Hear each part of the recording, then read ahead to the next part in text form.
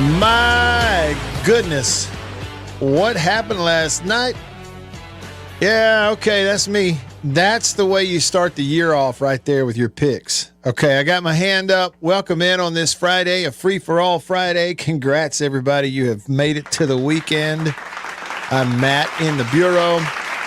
The Farm Bureau Insurance Studio. Farm Bureau, go with the home team. They are your home team at Farm Bureau Insurance across the great state of Mississippi. Your hometown heroes, that's your local Farm Bureau insurance agents. Got my hand up. That's how you start the year off right there. Okay? Radio host or otherwise. That's how you start the year off picking college football games. That's right.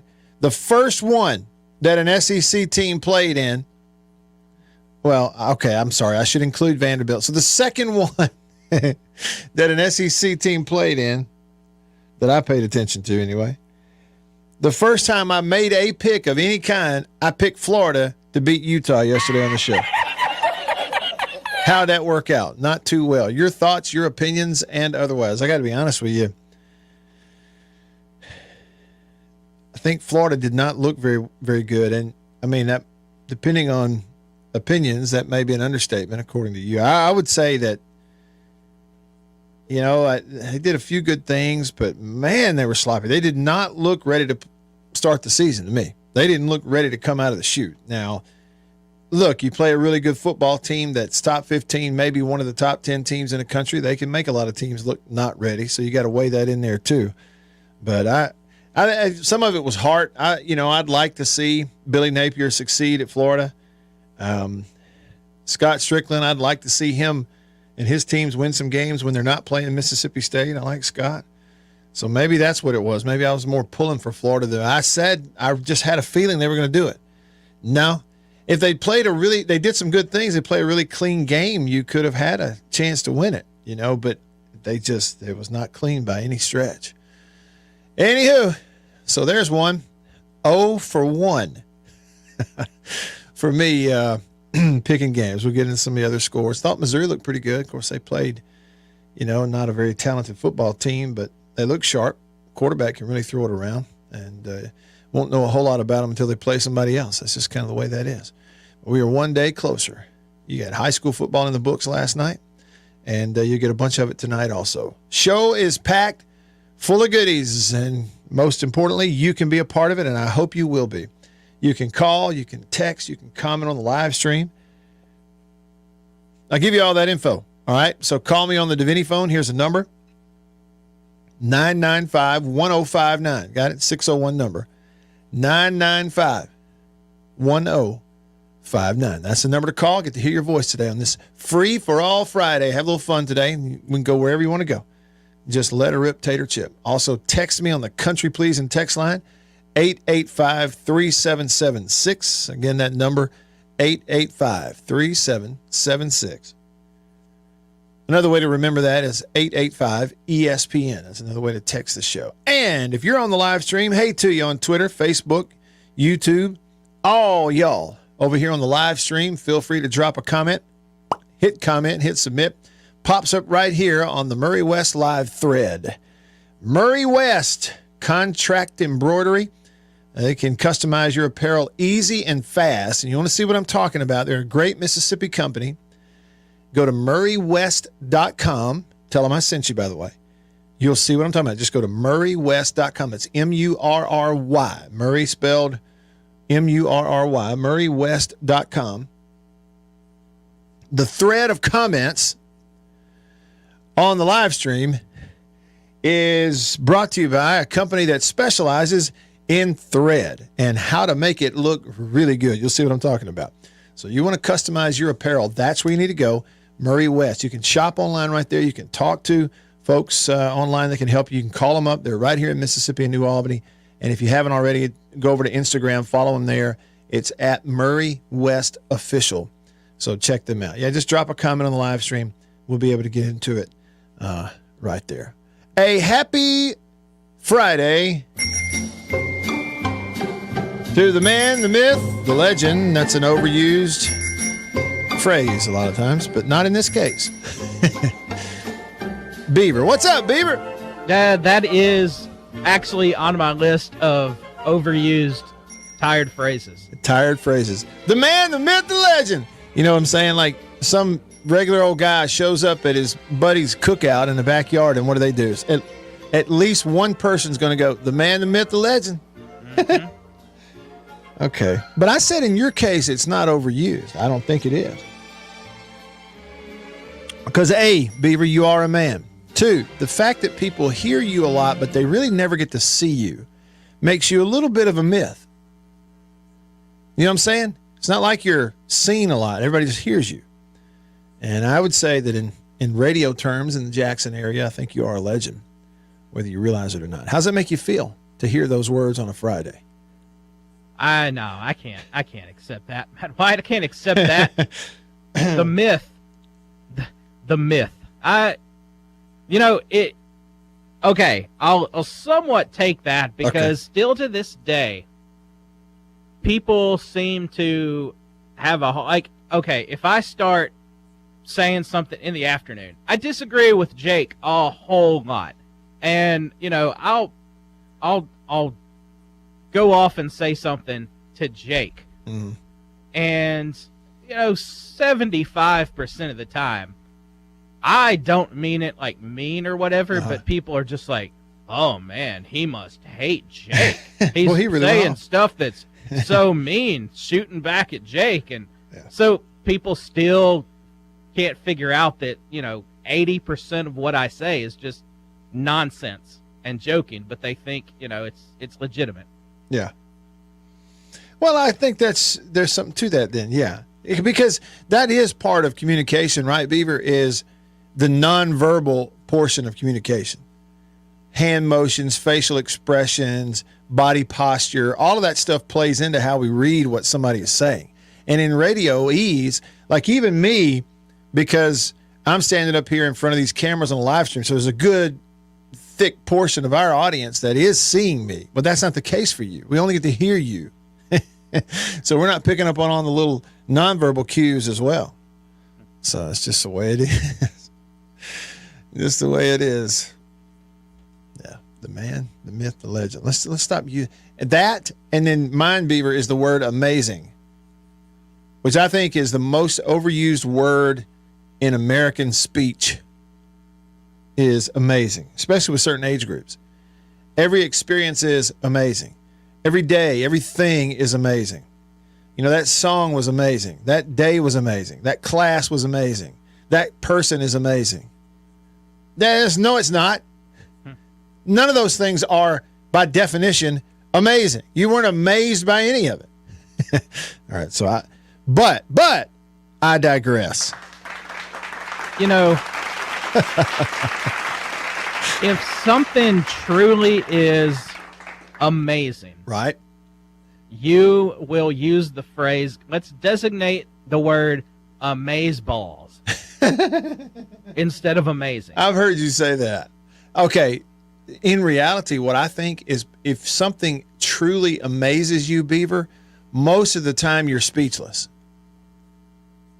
That's why we say things like, oh my gosh, or whoa, or wow. It's because we got nothing else we can say. All right. So if you're not just exclaiming whoa or wow, then I'm not convinced that you are actually amazed by whatever you're talking about. So there's my rule. There's my rules on that. Jimmy commented here. He's trying to tie it all together on this Free for All Friday on the Murray West live thread. He's on YouTube. And Jimmy said, the amazing bike bell Beaver. I still got the bike bell. Got it. Everybody's playing into it. Roshana agreed. She's on Facebook. She commented on the Murray West live thread, said 100% is the most overused term. It is, isn't it? 100%, 100. Or it's my, I gave 100% effort. Well, did you? I mean, really? All 100%. That's a good point, Roshana. That's a very good point. Scores coming up. Thoughts on that game last night from lots of folks, including Jimmy and others, Sven, others, Will on the Murray West live thread. Over here on the text line, again, you can text the show 885-3776. 601 number. The country pleasing text line. I don't know if you saw this or not, but they unveiled a new flavor of country pleasing sausage yesterday. In case you missed it, just so you know, it is pineapple, jalapeno, and pepper jack cheese. Yeah. Yeah, they're selling it now. Head on down to Country Meat Packers, Highway 49 in Florence, and pick it up. Tyga texted the show, and he said, "Hey, Matt, it looks like Florida's going to be the first team in the SEC to miss bowl eligibility." Okay, what is their schedule? Let me just say about that game last night. The final score wound up making it look from a distance like a much closer game than it ever felt like, right? You look at the end of it, it's 24-11. That's a 13-point game. That was by virtue of scoring. They had a field, it was what, 24-3? And they scored a touchdown in the fourth quarter, went for 2, got it. So 8 points in the fourth quarter moved it up to that 13-point game. So that's what I'm saying, 24-11. You look at it and go, well, 2-score game, but it fourth quarter, it's a 21-point game, and it just never felt okay. And some people have pointed out, well, Florida's defense, the offense couldn't do anything, and Florida's defense really kind of got up against it, gave a touchdown on the first play. So their defense dug in and did a pretty decent job. Well, I mean, I guess so. But you give up a touchdown on the first play. They ran one play, scored 7 points in that long pass in the first one. You didn't play the ball in the air really very well, and you had 2 guys in the vicinity. And then, the other thing is, you do give up, the 3 touchdowns in a game when your offense can't move it. It just was really, from the word go, Utah controlled the game. You don't have to beat somebody 35-7 to be able to say you controlled the game. Well, Utah just controlled the whole game. That's what I thought. And Florida, to me, they did a few good things, but I know some people have really focused on their defense and said their defense looked slow. But to me, offensively, they did not look good at all. They didn't have a clue. They just did. I know they threw for a bunch of yards when it was all said and done, but especially early in the game, I know they moved it some, got a few first downs, but in critical stuff, and especially in red zone stuff, they did not look like they had any continuity at all. And I don't know if that's everybody but the quarterback or if it really involves him too. So just a few thoughts on it. They got a long way to go. Florida's got a long way to go. You could tell by looking at them. J-Rock texts the show, and he says, just think, Matt, Utah was missing some of the better players, especially their quarterback. It could have been really bad. Well, see, that's the other thing about it. Utah's starting quarterback. By the way, their backup quarterback, I thought, played really well. I know he was hot early and kind of cooled off as the game went on, but to me, he was comfortable and made great decisions, and they were getting people open. And there were a couple of times early in the game when they really could have blown the doors off the game, but guys dropped passes. He's hitting them right in the face mask, and they didn't catch it. So he may be their backup, but I thought he was a pretty good player. But, yeah, they were missing their quarterback and some others. Jason in Flagstaff, he's owning up to it along with me. We were in on this together yesterday, picking Florida. He said, you're not the only one. He said, quote, well. Quote, Dan Mullen, well. Now, Junior 49, he texted the show and said he can't pull for Scott. That'd be Scott Strickland. I guess Junior's mad that he left and went down there. I'm pulling for Scott. I like him, like his family. I want him to succeed. So when, if his teams win, when they're not playing us, I'm okay with that. But I honestly, I don't know. I just kind of I expected there to be, some better showings early on under Billy Napier than what you've seen from Florida for the most part. They have a couple, but they just got a long way to go. I sound like a broken record. I keep saying that. Jake from Yazoo texts the show. He goes, over under pounds of country pleasing sold this weekend. I don't know. That is a really good question. And I guess it's by design. It's really smart on their part, right? Come out with that new flavor. How good does it sound? Pineapple, jalapeno, and pepper jack. It probably is a combination of 3 of their most popular kinds of sausage. They got pineapple and jalapeno. Now you got pineapple, jalapeno, and pepper jack, because they also have the pepper jack and green onion. They got a lot of great flavors. Frankus Del Tankus says, water is wet, the sky is blue, and Beaver is a radio legend. Now, speaking of the world's most overused word, which is amazing, Ernest T. texts the show, and he says Lane Kiffin is amazing. I'll tell you what, that hot coffee right there from High Point Roasters is fairly amazing. PT for MSU Texas show says he walked out of Country Meat Packers 15 minutes ago. He got some of the new stuff, the new sausage, as well as jalapeno poppers and the crab stuffed chicken breast. Yew! Man, load it up.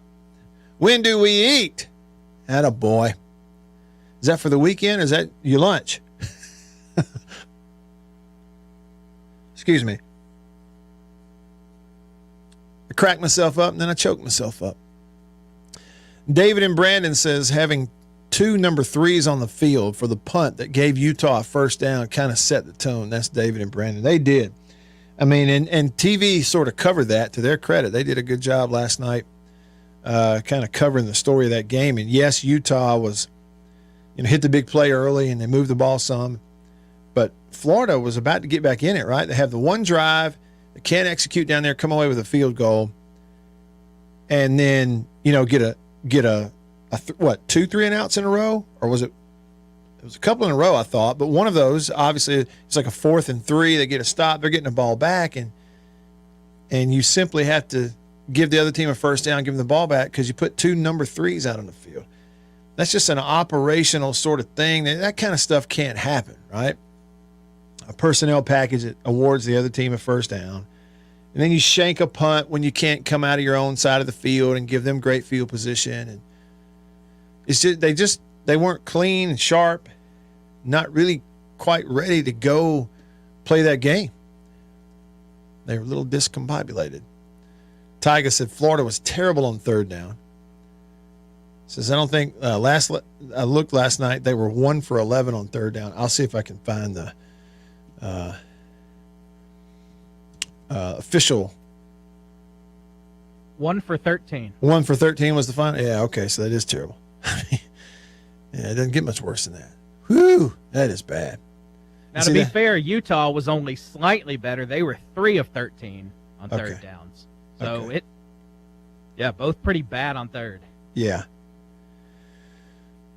Yeah, neither offense. And again, you got one offense that's got a transfer quarterback, hasn't played in that uniform yet or with this group of players. Even though he's played football, Mertz has. He's transferred in there from Wisconsin. So, there's some transition there. And then the other one's a backup quarterback. You don't have your starter. How about this? I mean,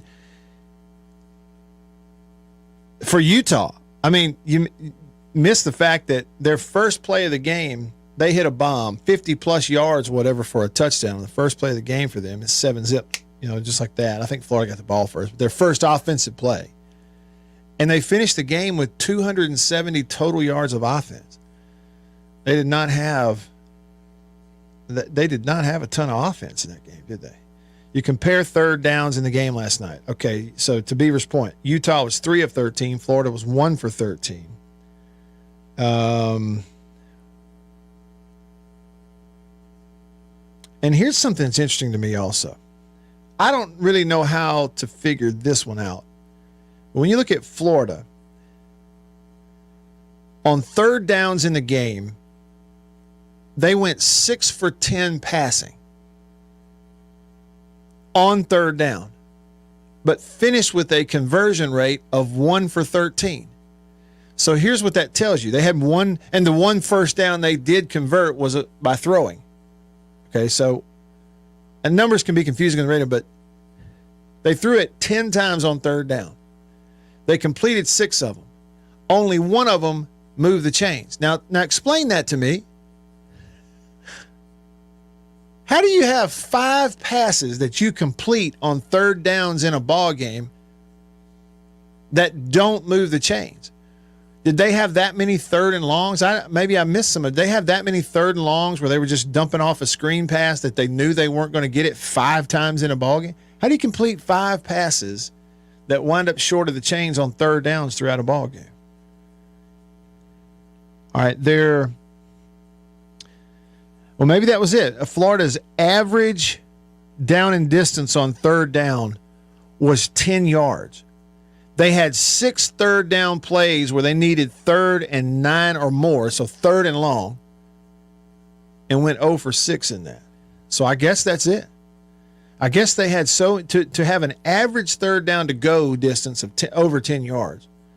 To go 0 for 6 on 3rd and longs, which is 3rd and 9 or more, tells you that they were against the chains so much in this game on third down. They just dumping down screen passes, not making it. You go 6 for 10 passing, but not convert any third downs with that. That is pretty interesting. And like you say, Beaver had a great point there. Utah really not that much better. Neither team really could run the ball on third down either. It was kind of a boring game. I mean, it really was. Unless you're a Utah fan, you just take the win however you can get it. All right. More from you. Phone calls, text messages, comments on the Murray West live thread. Check them out, murraywest.com. Custom apparel, that's where you go. I'm Matt, just getting started with y'all on this Friday. Stick around.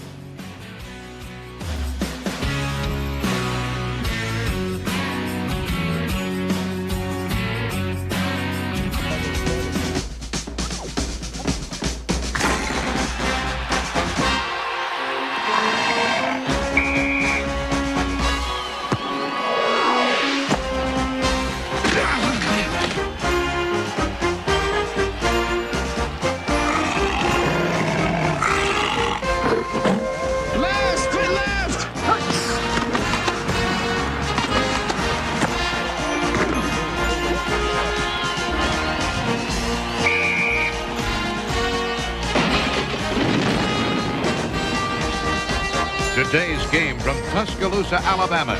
Time was their breakfasts were gloomy. They just didn't feel right, and they didn't know a delicious cereal could help their sad plight. So they tried this and tried that, but irregularity kept coming back all the same. For as often the case, lack of bulk in their diet was actually to blame. Once at the grocer's, the wife was so drooping and sagging that a neighbor said, "Get on Kellogg's All-Bran wagon. Why, All-Bran has a flavor that's scrumptious to eat. So rich and nut-like, makes breakfast a treat. And of course, Kellogg's All-Bran can help you each day to youthful regularity, the dietary way." "Well, it might do some good," said the wife with a sigh. "Guess I'll get some All-Bran and give it a try." Soon, breakfasts at her house were happy and bright, for delicious Kellogg's All-Bran set their day off right. Yes, All-Bran supplies all the bulk in your diet, you see, that you may need for youthful regularity.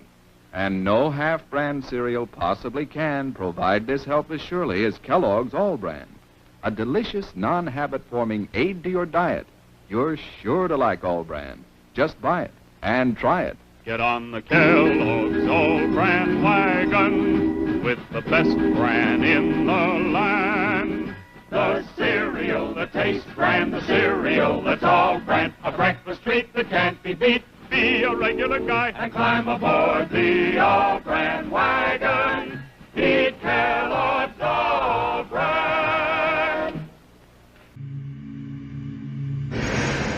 What is the secret of this enchanted book? What wonders are hidden within its pages? What magical spell does it cast on all who read it? What is the secret of the never-ending story? But that's impossible!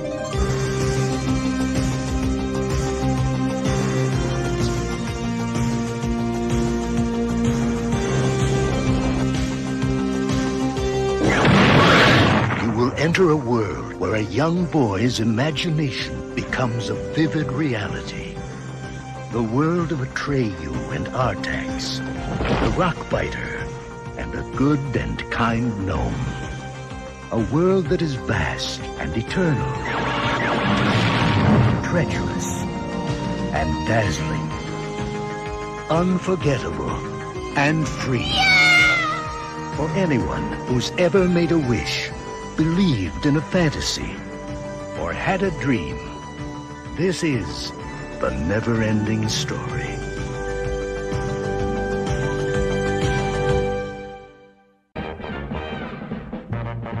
It's a new thing. It's a fun thing. It's a swing wing. It's a what? It's a swing wing. It's a wing wing. A brand new transgrand fun thing. It's a what? It's a swing wing. A fun thing. And now it's your favorite store thing. It's a what? Mazda announces some great news for truck buyers. Right now, you can beat the already outstanding value of the $67.95 Mazda SE5. Introducing Mazda SE5 Plus 5. $625 worth of extra features at no extra charge from Mazda. You get a bed liner, mud guards, sliding rear window, floor mats, and AM/FM stereo. That's a $625 value at no extra charge. But hurry, offer ends soon. 1,000 online reviews. Feel the Navage difference for yourself. In less than a minute a day, you'll feel immediate relief from seasonal allergies and congestion after the very first use. Navage will also help you sleep deeper, snore less, and feel healthier, naturally, without drugs. Start breathing clearly again with Navage. Navage is available at Walmart, Walgreens, Target, CVS, Rite Aid, and online at Navage.com. Navage. Navage. Clean nose, healthy life. Attention. Ladies and gentlemen, give it up. Matt Wyatt is in the house on the Zone 105.9 and worldwide at the Zone1059.com.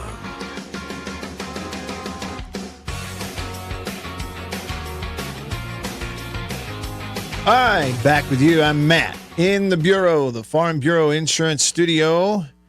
What's up? When we first began the show today, the first comment I had on the Murray West live thread over on the live stream on YouTube, Facebook, Twitter was from Sven. He's on YouTube watching the show over in Germany. He said, "Hail State, everybody." He said, "Did I say Utah wins by 2 to 3 touchdowns? Florida is a horrible football team in 2023. He says Mertz did what he could, but no offensive line, no secondary, no run game. How are you going to win with that?" Yeah, I mean, the offense they had was all throwing a football. We could look at the numbers there. He said they got beat down by the third-string quarterback, and if you weren't true Florida, let's see, if you weren't sure what Florida is in 2023 after the first play and that 77-yard bomb, you knew it was over. And he says 5-7 if they are lucky. How about that? Will gave us a happy Friday. Back at you, Will. Appreciate you being here and being on the show. Matthew on the Murray West live thread said, "Hail State, Matt. I'm at a delivery in Norcross, Georgia. Happy Maroon Friday. Game day tomorrow. Hail State and go Dogs." Back at you, Matthew. Thanks for checking in and be careful on the road. It's always neat to hear where you're out and about as you tune into the show. Yeah, and we got Maroon on for Maroon Friday. Today is actually National College Colors Day. So it's like you're encouraged around the country the Friday before Labor Day to wear your college colors and display your spirit, put it on display. Florida, that loss last night, to 0-1, 24-11 loss. They host McNeese next Saturday. And then third week of the year, they're going to host Tennessee, and then they host Charlotte. So it began the season with a road game at Utah, but 3 straight home games coming up. Don't play again on the road until they go to Kentucky and Lexington at the end of the month on September 30th. So that's kind of what they are looking at. And just real quick, and then I'm coming over to the phone line. Let's see again. Yeah, so, I mean, 346 total yards of offense and 333 of them in the air. They had a grand total, which would include any negative yardage for sacks, which they did have some of those. Mertz, I don't know how many times he was sacked, but he's credited with negative 29 yards rushing. 5 sacks? Okay. So the offensive line gives up 5 sacks. Leading rusher, Etienne, had 25 yards rushing on 7 carries. That's an average of 3.6. So they certainly got beat up front. No question about that. All right, let's head over to the phone line. Davini Equipment phone. Davini Equipment in Madison and in Jackson. I normally give you the Gator Chomp when he comes on and calls in, but it does not feel appropriate right now. My man, Gator Greg, on this Friday. What's up? Mr. White, at least you can feel optimistic going into your game tomorrow. That was a pathetic performance. Just really, the offensive line was manhandled. Like I told you or texted you, if you've got Graham Mertz, who's a statue back there, you have no chance. The guy doesn't even have a strong arm. I don't know why they just didn't try to run the football. You know, like I thought there were some plays on defense. That was bad on the bomb, the first play of the game. You know, let the guy get behind you. I'm one of these guys in college football. Just tackle the guy, get your 15-yard penalty. Don't give up a big play, and then because it's legal. Yeah. It's only going to be 15 yards. Take a 15-yard pass interference penalty, go to the next play. But I'm just concerned that he kept mentioning freshmen doing freshman things like fielding the punt inside the 5. Right. Well, I mean, what are you doing there? I mean, that's just stuff where I just still think. Well, I question the hire of Napier. We'll see. I mean, maybe they might win 4 games the rest of the year, but I really don't see that. You know, I'm just discouraged. But hey, maybe next week, maybe McNeese they can win by 1 or 2 points. But I'm actually down close to your opponent, Southeast Louisiana. I see some of their folks getting ready to head to Starkville. Mr. White, just don't beat them by like 60, like I think you will. You have a good weekend, and we'll listen to you and Neil on the broadcast. You have a good day. You too. Have a good one, Gator Greg. Great to hear your voice. You know, it's getting around football time when Gator Greg starts calling in and telling me how bad the Gators stink. Always good to hear from him. But, I mean, how are you going to disagree with that assessment? Look, you know, it was a little bit of a weird game. You know, field position, I guess, was, you know, pretty much in favor of Utah. We'll look at those two. That always interests me. When you look at numbers that, you know, where one team, they were up, 21-3, and then they were up 24-3, and very much in control of the game. Late score, 2-point conversion, closes the gap, makes it 24-11. So score looks a little closer than it is. And then you look at the numbers. Florida actually outgained Utah, not 100 yards, but outgained them by a good 70 yards or so. Utah did not have big offensive numbers, 165 in the air. Okay, and one of those, well, I say one of those, a good portion of that came on one play, right? What was the long reception? 70? I mean, think about that now. I want you to think about that for a minute. Utah threw for 165 yards in the game. 70 of it was on the first play. Right, so they go 70 on the first play and then go for about 90 the rest of the game on the rest of their completions, which was 14 of them. So they didn't have a bunch of huge plays. They did have some drops in there. But Florida was just sloppy. They had 9 penalties for 45 yards in the game, go 1 for 13 on third down. With the sack-adjusted yardage, they ran the ball for a grand total of 13 yards. Now, their leading rusher, though, he had 7 carries for 25 yards. They could not run the ball. And 5 sacks and 7 tackles for loss. Like, at the line of scrimmage, just thoroughly whipped. They shanked a punt.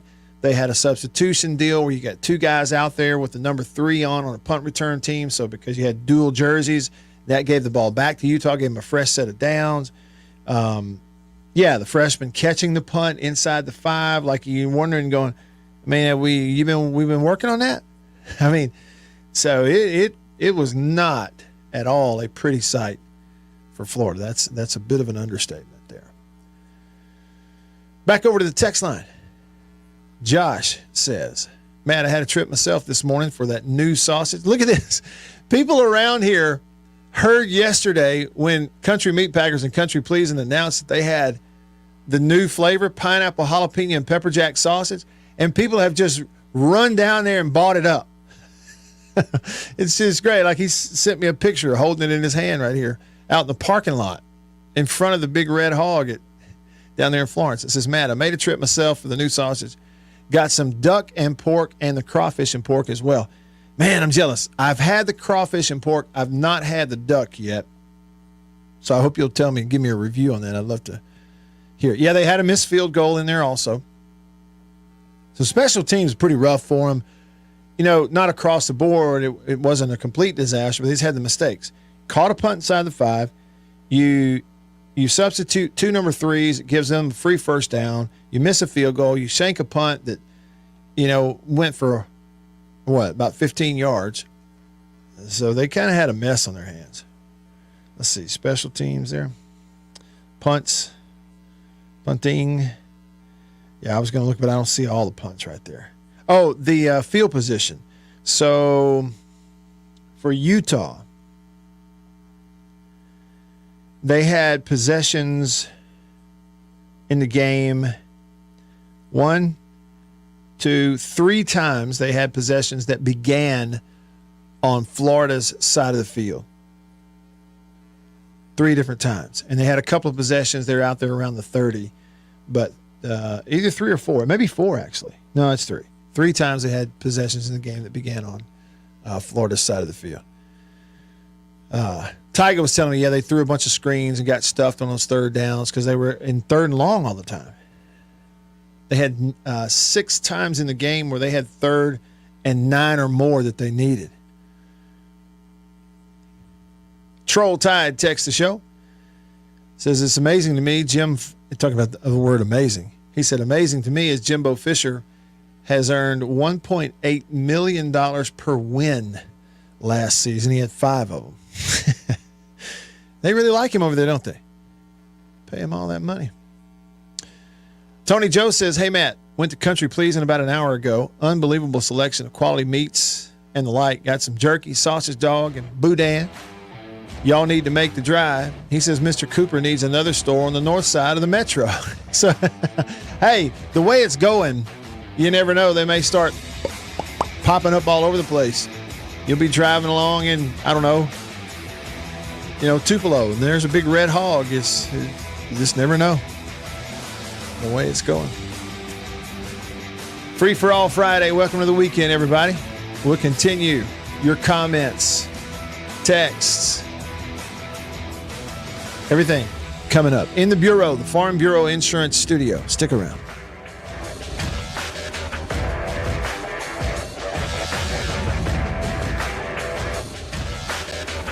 Have you ever wished for one product that would clean and shine almost everything in your house? Here it is, Clean and Shine. Like magic, Clean and Shine leaves a nice shine on fine wood furniture, so you don't need furniture polish. It cleans and shines mirrors, so you don't need glass cleaner for mirrors. It cleans and shines refrigerators, like this kitchen product. Even countertops, tile, and vinyl. Try new Clean and Shine, the foam that cleans and shines almost everything in your house. Someday when people look at me, they'll say, there goes Roy Hobbs, the best there ever was. TriStar Pictures presents Robert Redford in The Natural, the story of a father and a son. You got a gift, Roy, but it's not enough.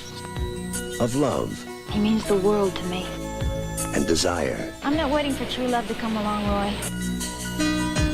A champion. A Roy Hobbs comes along once, maybe twice in everybody's lifetime. And his destiny. With or without the records, they'll remember you. Best there is now, and best there ever will be. I wouldn't bet against me. I already have.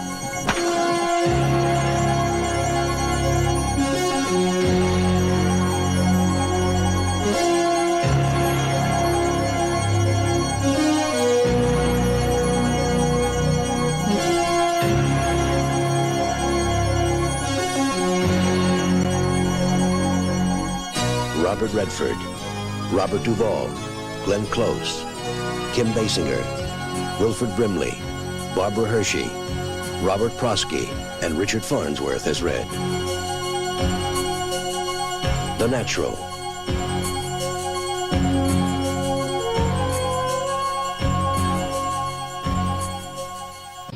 Do you know me? Would you believe I'm Bugs Bunny? I'm also the voice of many other cartoon characters. But in here, they don't care if I'm Elmer Fudd. So I carry an American Express card, the one card I need for travel and entertaining, for business and pleasure. Why, without this, the only way I'd get any attention is by saying, that's all, folks.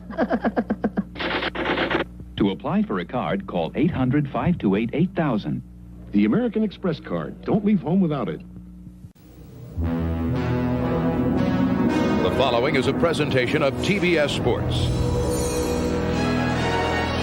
Exclusively on Superstation TBS.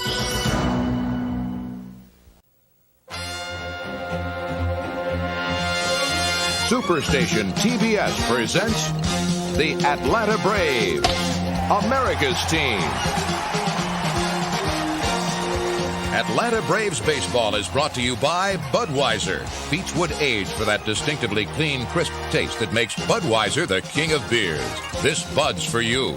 By the official airline of the Atlanta Braves, Delta. We love to fly, and it shows. And by Eckerd Drugs, America's family drugstore.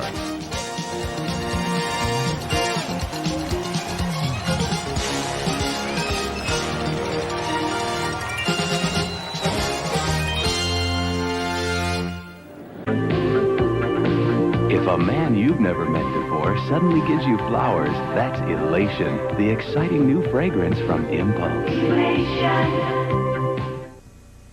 Thursday, it's Cosby starting off a night of family fun. And leave it to Family Ties to keep the laughs coming. Oh, no. What are we going to do? Everything's under control. Then on Cheers, will Norm think on a friend to get a promotion? Yes, Stone. Yes. And the fun continues with Night Court. I'm here to strip for Dan Fielding. Thursday.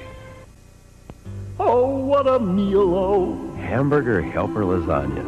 for your family. Authentic Italian taste. Hearty robusto, but not too spicy, eh? Hamburger Helper Lasagna turns your plain hamburger into a delicious Italian meal with authentic Italian taste. Curly Italian noodles, rich tomato sauce, and a better blend of spices. Hamburger helper. Lasagna. Helper, hamburger helper. Make a great meal, oh.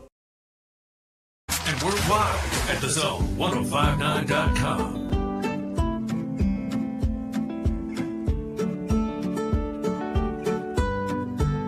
Look at there, they're getting in there early.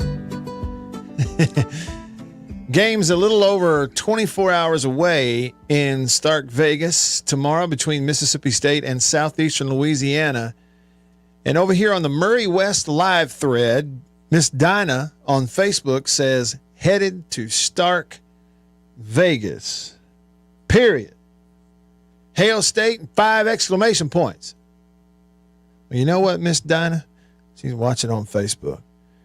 Headed down the road. This is for you. Turn it up. Here we go.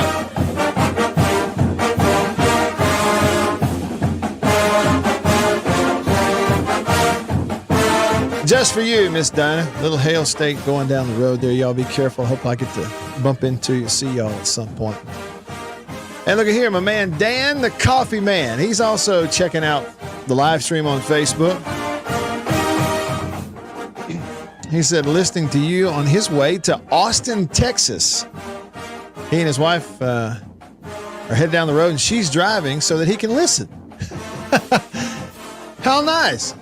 Hail State from Dan the Coffee Man. Stay caffeinated, my friend. Well, Dan, you'd be happy to know that in my mug right now, as we speak, is some of that trifecta. Now, it's the first bag of that I've gotten from y'all at High Point Roasters in New Albany, Mississippi. Go to highpointroasters.com and get you some of this. You can try it. You got lots of different flavors, blends and roasts and from origins from all over the world. See how good that is? See how good it is? Can you tell I'm caffeinated today? Can you tell? Thank y'all for tuning in, commenting there. If you're watching the live stream, YouTube, Facebook, just type it in, hit submit, pops up right here on all in one thread, the Murray West live thread. Speaking of New Albany, you can check them out right there, murraywest.com. They make customizing your apparel easy and fast. And they've been at it for a long time right there in New Albany, going all the way back to 1996. And so check it out. It doesn't matter what it is, custom apparel. If you're a business, you're a company, you need hats, you need embroidery, shirts, stuff. And look at some of the people that they're working with. I mean, they can do smaller orders. They can do big ones too. Landau, Gentile, Ole Miss. And I was in there the other day and I saw all that Ole Miss stuff that gets sent to them there at Murray West. And they're putting that SIP logo on it and the little Mississippi thing with the shark in it. And yeah. really cool. And then really, okay, the initials are pretty cool too. MW. I was wearing my Murray West hat the other day. It had the MW, and Bill, Cowboy Bill, Uncle Bill from the radio station, he's watching the show on Facebook, and he commented, he goes, "Is that your initials on a hat?" I didn't realize it was our Bill that was making that comment. You know, our Bill at the Zone. And then if I had realized it was him, I would have kept the joke going. I'd have said, not joke, but I'd have kept him going. I'd have said, "Hey, yeah, it is. It's my personal logo, MW. It actually stands for Murray West." Okay, but I would have told Bill, it's mine, and just see what kind of reaction I get out of it. But I missed it. I didn't realize that was him. I kind of saw the name, but I didn't look at the picture. Thank you all for tuning in. And to this unnamed texter, the answer is yes. He says, "Can you play Neck by the JSU Sonic Boom? It literally is the best version of Neck." Here we go. Come on. Roll your windows down, whether you're headed to start Vegas or Austin, Texas, or riding around in Jackson. Roll your windows down, turn it up to 11.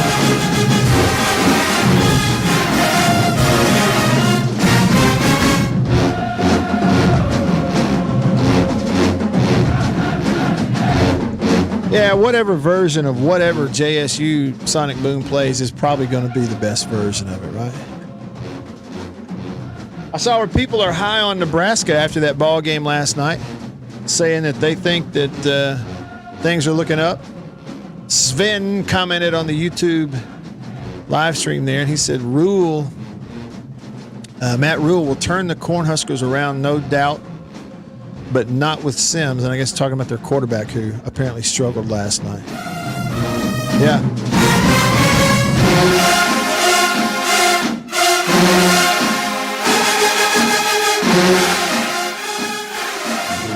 Ginger said, "Hail State," threw us one of those.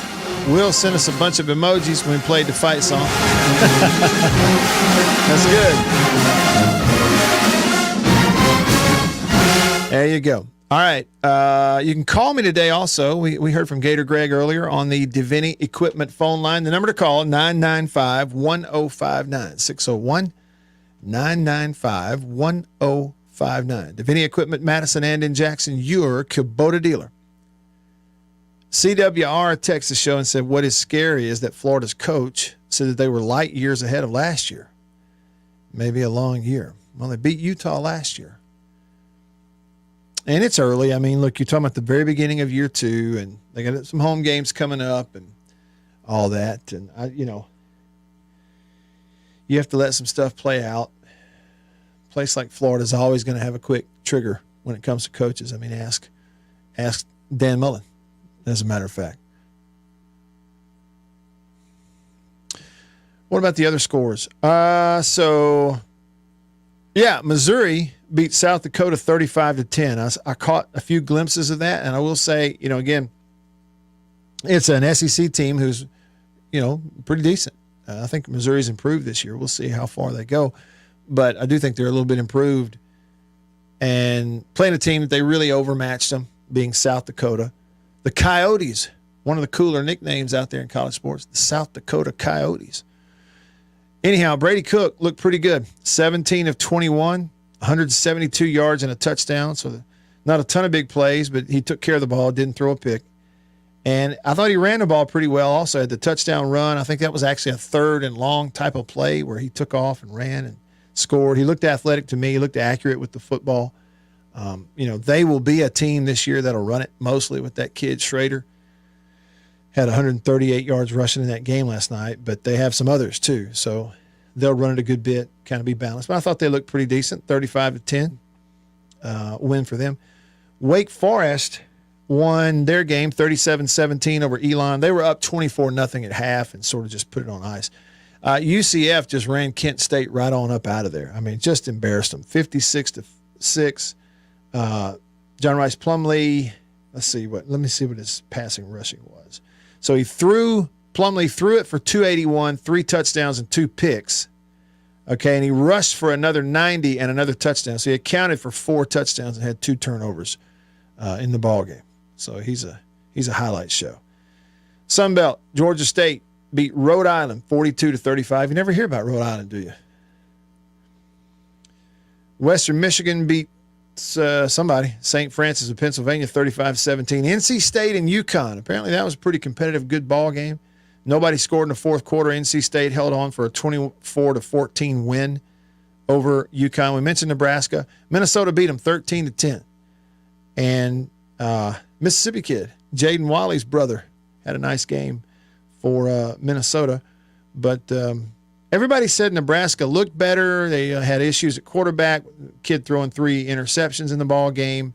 They did rush it for 181. They said Nebraska looked better. They don't turn it over. They'll beat some people. We'll see. Rule may be able to, he may be able to figure it out.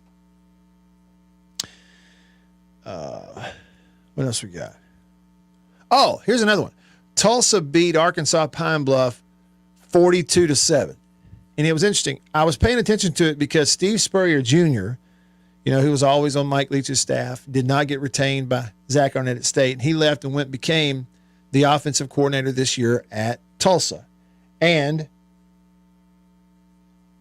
one, I wanted to see how they would do, but I also wanted to see what kind of offense he's going to run. I'm thinking, he's been in that air raid coaching receivers all these years for Coach Leach. Maybe he'll just slip on over there and install and run the air raid at Tulsa, but he didn't. They had tight ends and double tights, and they were running zone read and, kind of balanced deal. It was not air raid. It was just typical zone spread offense. But the other thing about it was I flip over there and it's like, Arkansas Pine Bluff was ahead 7-0, I think, at the end of the first quarter. It was in the second quarter. I'm going, oh, man, his offense was struggling. Well, they figured it out. The kid who started at quarterback for Tulsa, I think I heard that he got hurt, but he had a terrible start to the game anyway.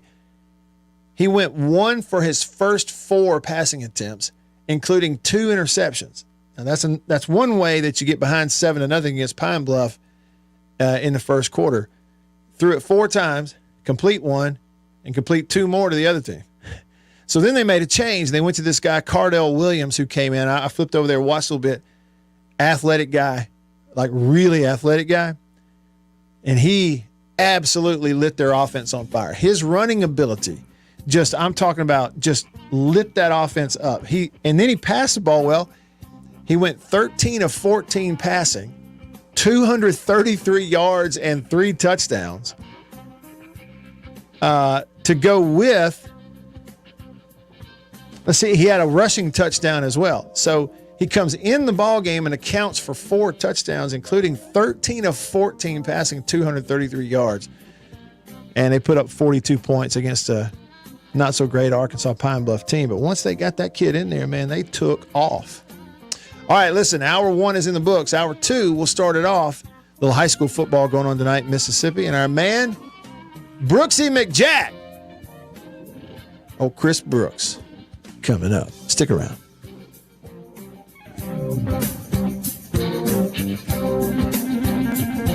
Thursday, it's Cosby starting off a night of family fun.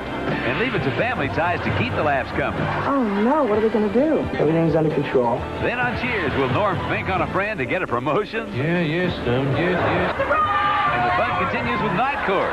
Thursday. For over half a century, dairymen have tried to capture in cans the flavor of pure, fresh milk. And now Foremost has discovered the secret with an evaporated milk that's closest by far to fresh milk itself. Kind of hard to believe, isn't it? An evaporated milk that doesn't have that old-fashioned evaporated milk taste. But it's true, and you can prove it. You know how most evaporated milks taste in coffee. The flavor goes flat. But try Foremost. You'll see it's white, the way milk ought to look, not drab tan like other brands. And when you taste it, well, if you're anything like me, you'll never even know it isn't pure, fresh cream. You try it and see. That's Foremost, the closest thing in cans to pure, fresh milk. Remember, your family gets the most from Foremost. Coca-Cola, come on, girl.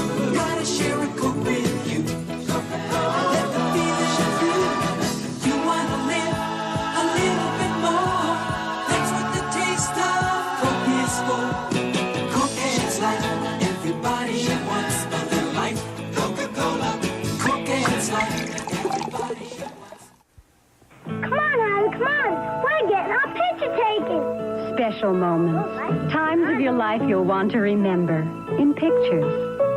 Smile, Howard. Smile. To help make those pictures look as good as they can, make sure Kodak paper is behind them. If you don't see these words, it isn't Kodak paper. Just look for this sign when you get your pictures. Kodak paper for a good look at the times of your life. Gee, wasn't that fun? Come and get it. Come and get it.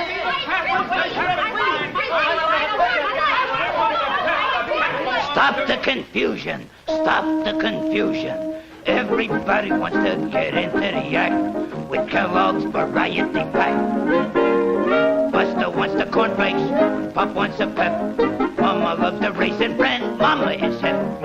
Sister loves Rice Krispies. And there's Uncle Jack. He loves Kellogg's shredded wheat. Kellogg's makes it fun to eat. Breakfast with Variety Pack. Okay, folks, there's your favorite individual box of cereal. Fresh from Kellogg's Variety Pack. Untouched by human hands, except your own. That don't mean you gotta eat with them. Each individual box comes to your FOD, fresh on delivery from Battle Creek, right to your own dish. Yeah, everybody wants to get into the act with Kellogg's Variety Pack. Yes, sir, Kellogg's Variety Pack. Here comes the one, the delicious one. Heinz is the big rich one. There's only one ketchup with this flavor pouring on. So thick, so rich, so second to none. Only one ketchup stands for this kind of thickness with this kind of taste. Heinz. Heinz is the big rich one. I love the rich, whole wheat goodness of Kellogg's Mini Wheats. But the delicious frosted side makes the rich kid in me open wide. The nutritious shredded wheat helps keep me on my toes. But the little ballerina in me thinks the taste steals the show. Kellogg's Mini Wheats, wholesome shredded wheat for the adult in you, great taste for the kid in you. So they're delicious and nutritious. The whole grain wheat really packs a crunch, but the delicious taste gives it just the right punch.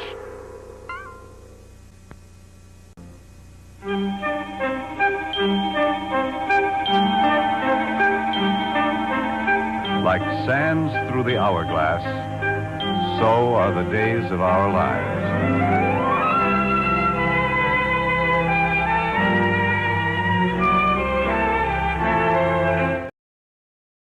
And owner experience. They're designed for easy operation and feature performance-matched attachments. Right now at participating dealers, get a Kubota compact tractor for 0 down, 0% APR for 72 months, plus save up to $800 on qualifying implements. Now through September 30th. See us or go to KubotaUSA.com/disclaimers for full disclaimer. Stop by Davini Equipment on Highway 51 in Madison or Spring Ridge Road in Jackson.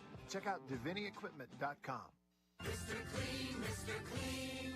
Of course I use Mr. Clean Magic Eraser to clean tough messes off my stovetop and bathtub. But then I discovered I can also use it to easily clean my patio furniture and even my shoes. I'm hooked. And when wipes won't cut it, I use Magic Eraser Sheets. They're thin and flexible erasers, perfect for everyday messes, like gunk on my counters and sinks. They really are magical. The reviews are in. Mr. Clean Magic Eraser and Sheets make cleaning look easy. There are 3 things I love about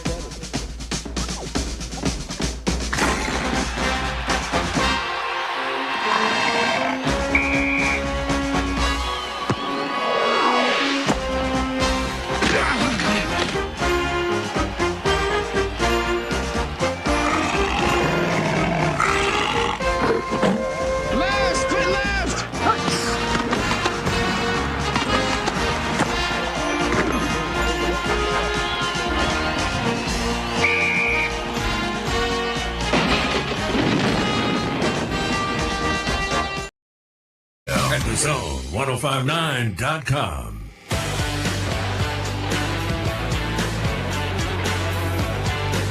Here we go.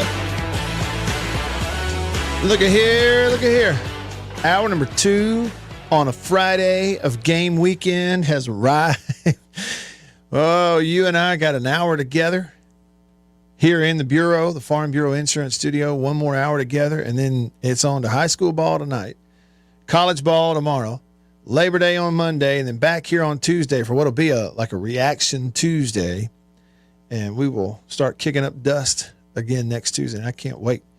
But a little bit of time here with you as hour number 2 gets underway. Staying connected to you because of C Spire, the number one network in Mississippi. C Spire, customer inspired. Check them out at cspire.com. Now, as I've mentioned before, just a friendly reminder, lots of ways for you to be a part of the show. You can call, text, comment on the live stream. Call me on the Davini phone, 995-1059.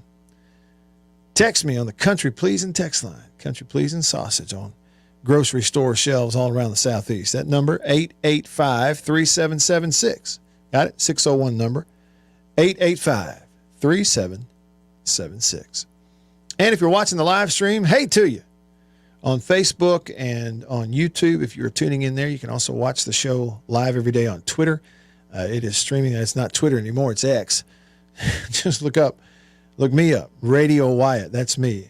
And if you type in a comment on the live stream and hit comment or submit, it posts it right here, all in one column that I can make a part of the show. We can pull the comments in there where everyone can see it via the Murray West live thread. Check them out, murraywest.com. Murray West is a great Mississippi company. It's right here in New Albany, Mississippi, in the heart of Union County. Family-owned business going all the way back to 1996 that has grown and is a really cool thing. If you need custom apparel, customized apparel, they make it easy. They make it fast. When I say apparel, like anything, and even, promotional items, things like that, but hats, the pullovers, check it out there at murraywest.com. Follow them on Instagram if you haven't already. I encourage you to do that. They post great stories. You kind of get a look inside their operation there in New Albany. It's just murraywestofficial.com. You go to murraywest.com, at Murray West Officials on Instagram, murraywest.com, scroll down to the bottom of their website. Look at some of the companies that they do work for. Landau, Gentile, Ole Miss Athletics. It's a great company, great people. They really do cool stuff. And their logo, the M and the W incorporated, I just wish I'd have thought of it, but I'm glad they thought of it as well. Check it out. Swamp Dog, he commented here on the live thread. He said, late to the game, have you talked about the NCAA's debacle with Spivey? Well, I will tell you, Swamp Dog, it came up at the end of yesterday's show. I was unaware of it, but thankfully one of the listeners/viewers on the same live stream that you're watching commented towards the end and said, hey, Matt, just a heads up. Jaquarius Spivey tweeted that he has been told he is ineligible by the NCAA here a couple days before the season is to begin. He posted some details there that he had graduated from TCU in December, but he was still on the football team through January the 9th or whatever it was because of they were playing in the national title game. TCU was. And then there was some confusion about whether or not he should enroll and continue classes or at least start classes in that semester at TCU. And apparently he did, even though he was intending to transfer. And it sounded like he was insinuating that someone there at TCU had told him he should do that. And it turns out he shouldn't have if he wanted to transfer. And also, according to a little back channel information, it's something that Mississippi State was aware of and working to try to get him cleared to play this year, even though they knew that there were some of those details that were working against him. And he continued to practice and then found out a couple of days ago that he was not going to be eligible to play this year, transfer, because of some of those details. Now, what I would say is, the number one thing is, and we brought this up yesterday, is you've got to let a player at any school know before it's 2 days before the first ball game and he's gone through fall camp. You just have to do it. If you are the overarching governing body of any league or association and there's some sort of deadline for competition, it's just your responsibility to let everybody know something and to one way or the other to rule on something before it's 2 days before first game. That right there just shows you that whole thing's bogus. The whole thing, the process. And people have complained about it for years, but I don't guess anybody wants to do anything about it, allegedly. Now, the other thing is, in some cases like that, I don't, again, when it comes to a kid's final year of eligibility, there've just got to be some people who can communicate about it. You can't be short-staffed. You can't have just enough employees in Indianapolis handling things like that, transfer waivers and issues, just enough for them to get covered up. Okay? And that's the other thing, the other issue I've always had with the NCAA is make all that money on a basketball tournament, okay, and pay and hire a minimum number of employees. They've always done that. And it's all in the world it is protecting paychecks. That's all it is. They don't want to hire more people, you got to pay them. So the result is, there from time to time, you have a kid, in this case it's a kid from Mississippi, who is sitting here, has gone through fall camp. He can play anywhere. And if you think there's anybody in Indianapolis, Indiana who gives a flip, I've got some oceanfront property to sell you in Itawamba County. And so I'll just leave that right there for now. And flip it over to the Davini Equipment phone line. Davini Equipment in Madison and in Jackson is your Kubota dealer. The oldest Kubota dealer in the U.S., in fact, means they've been doing it better, longer than anyone else, right here at home at Davini. And on that phone line, like we said in hour one, the man, the myth and the legend, Brooksy McJack, Chris Brooks from Capital Sports MS and Mississippi Gridiron. Chris, welcome to the show. How are you?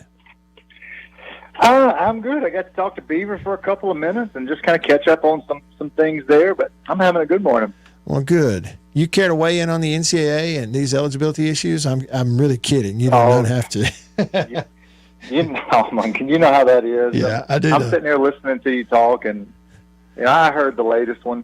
It just kind of, you hate to even say it, like it is what it is. Yeah, right. And we apply that to everything. Yeah. But it is what it is. And right. You just there's got to be a better way to do it. I mean, I'm honestly, I try to be cautious with just throwing that out loosely, and every decision that doesn't go, the way I think, and just ripping apart people because I don't know the process. Right. But after this many years, like, it can't be this hard. Yeah. Like, there's got to be a better way of doing things so a kid doesn't find out 2 days before school, after he's moved, after he's changed life back to another place.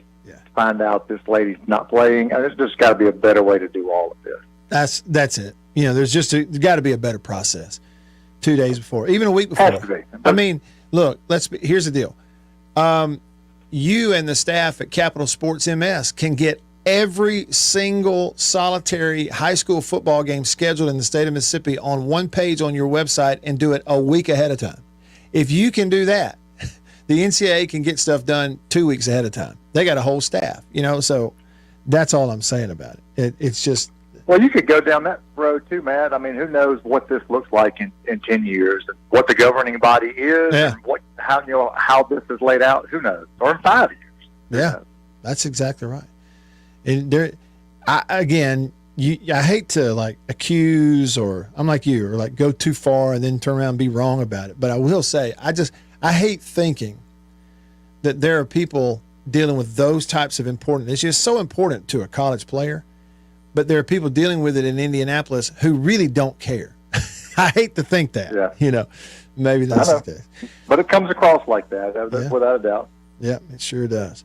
I tell you what we do care about in this part of the country and in this neck of the woods is high school football. So, Chris, help me out here. We are week 2 tonight and last night and tonight for MHSAA, and week 4 for private schools. Is that right? Yeah, technically.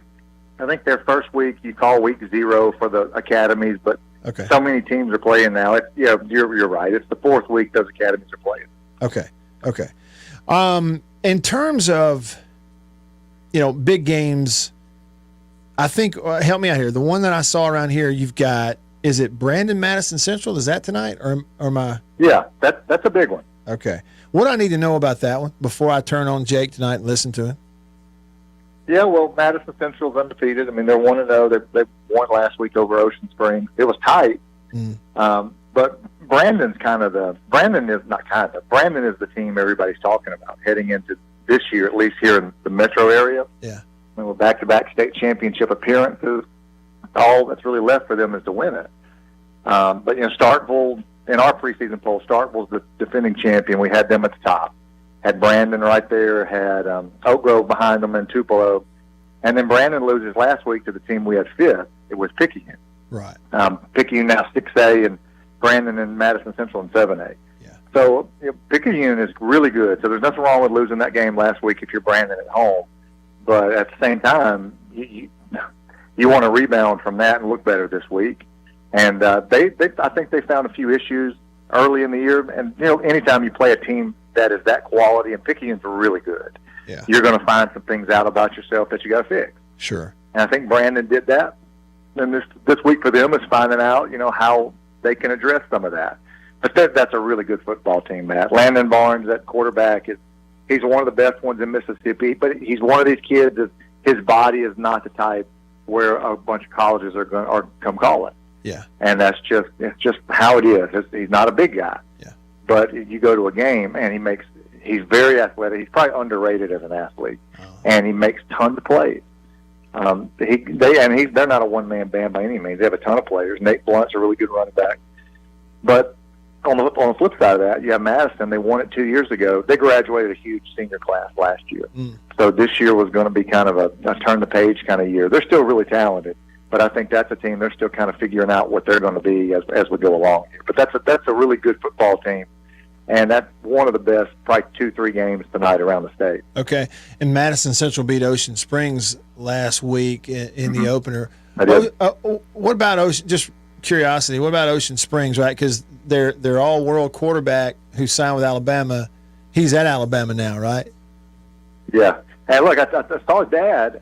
He was up for that game. Got to talk to him for a second on the sideline. Okay. I think said Bray's already gained maybe 15 pounds, 50, something like that, 15, 20 pounds. So, he's already got the look. And he was there, too.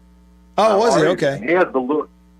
He has the look now of an SEC defensive back. Wow. And that's what sold him when he went to camp there at Alabama.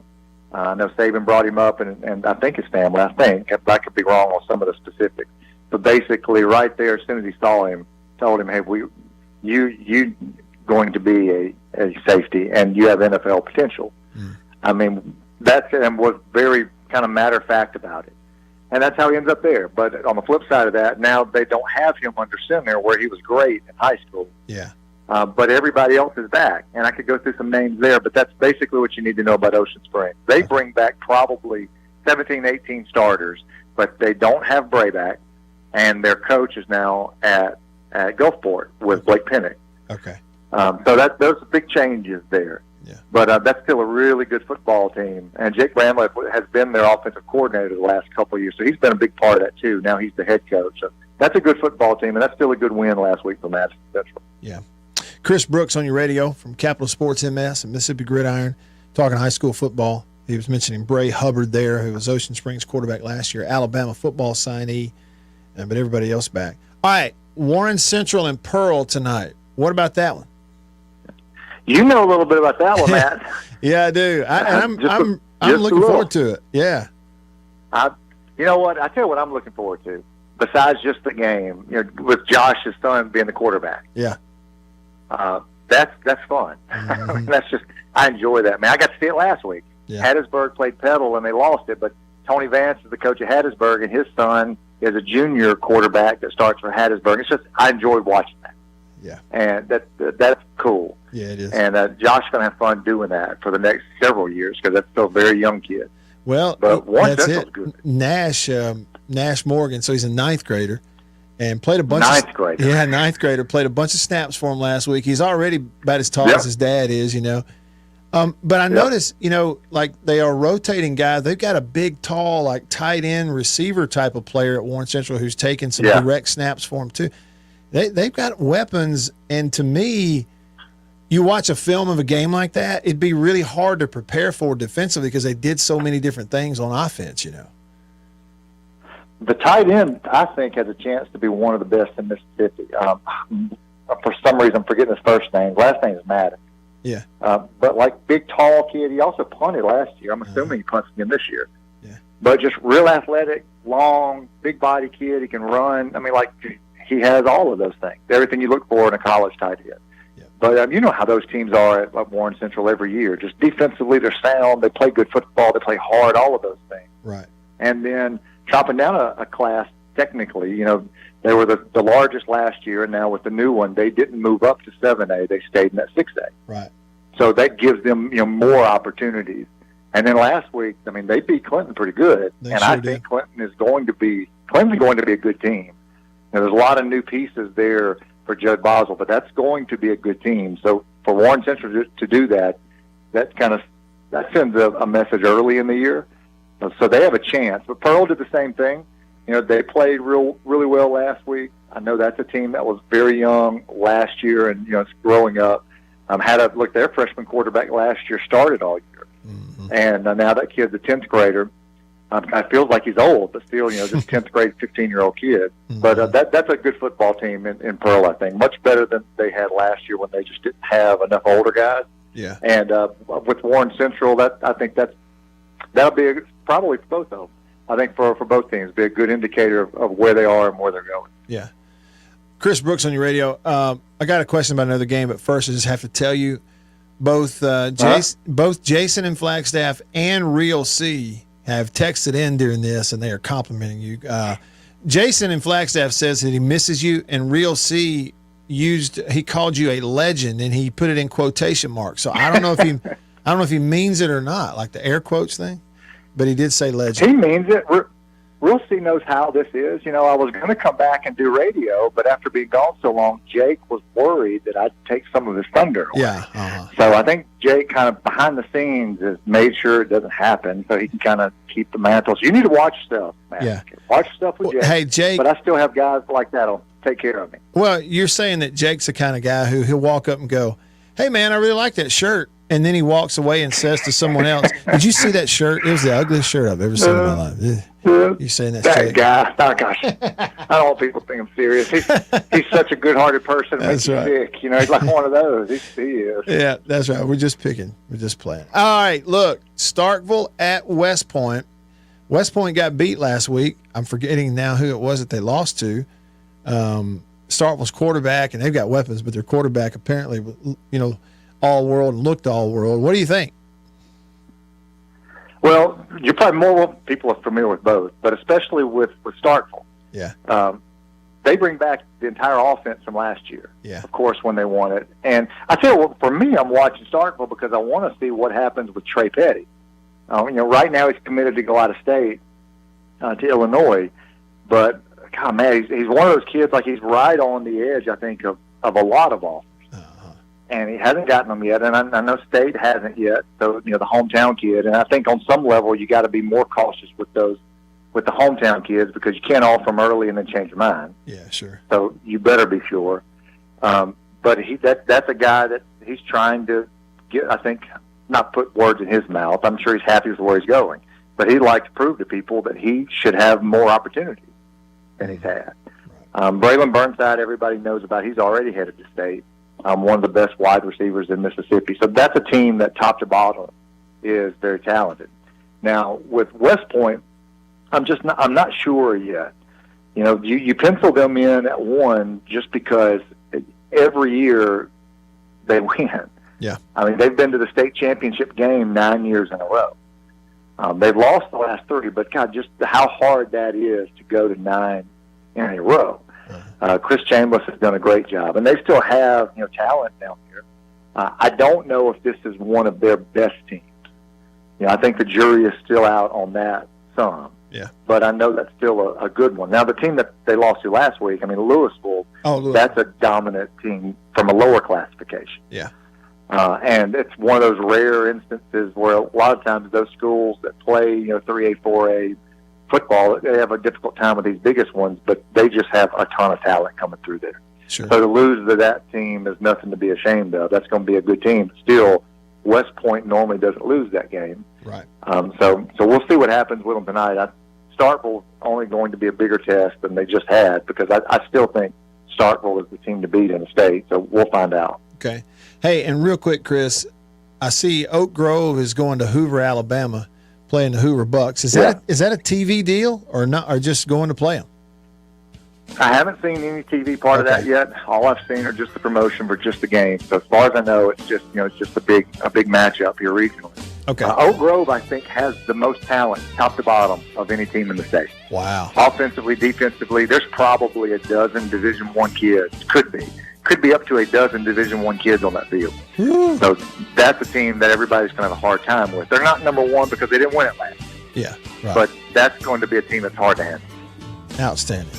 Chris Brooks, thanks so much, man. Good to hear your voice. Be careful on the road tonight. We'll see you at a high school football stadium down the road. Thanks. Yeah, appreciate you, Matt. Take care, man. Appreciate you. That's Chris Brooks. Check out capitalsportsms.com. Schedule, scores, picks, all that jazz. High school football tonight. Can't wait. More coming up. Stick around.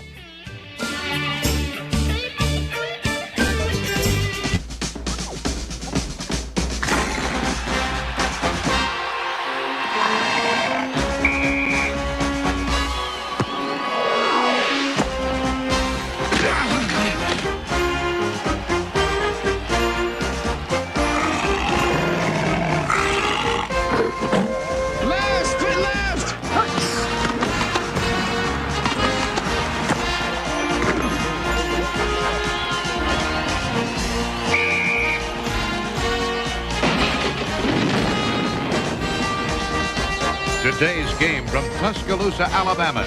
Time was their breakfasts were gloomy. They just didn't feel right, and they didn't know a delicious cereal could help their sad plight. So they tried this and tried that, but irregularity kept coming back all the same. For as often the case, lack of bulk in their diet was actually to blame. Once at the grocer's, the wife was so drooping and sagging that a neighbor said, "Get on Kellogg's All-Bran wagon. Why, All-Bran has a flavor that's scrumptious to eat. So rich and nut-like, makes breakfast a treat. And of course, Kellogg's All-Bran can help you each day to youthful regularity, the dietary way." "Well, it might do some good," said the wife with a sigh. "Guess I'll get some All-Bran and give it a try." Soon, breakfasts at her house were happy and bright, for delicious Kellogg's All-Bran set their day off right. Yes, All-Bran supplies all the bulk in your diet, you see, that you may need for youthful regularity.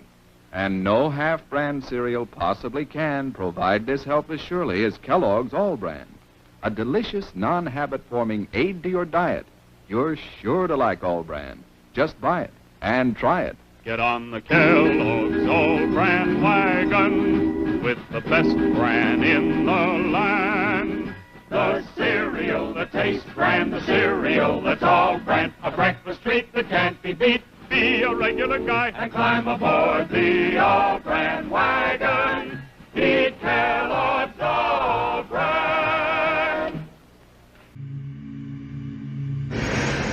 What is the secret of this enchanted book?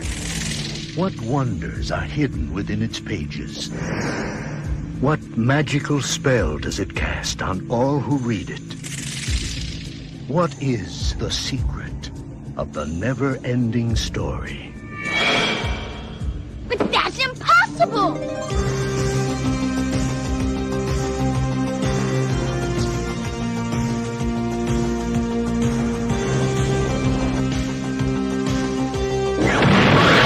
You will enter a world where a young boy's imagination becomes a vivid reality.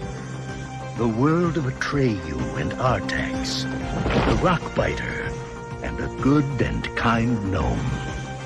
A world that is vast and eternal, treacherous and dazzling, unforgettable and free. For anyone who's ever made a wish, believed in a fantasy, or had a dream, this is the never-ending story.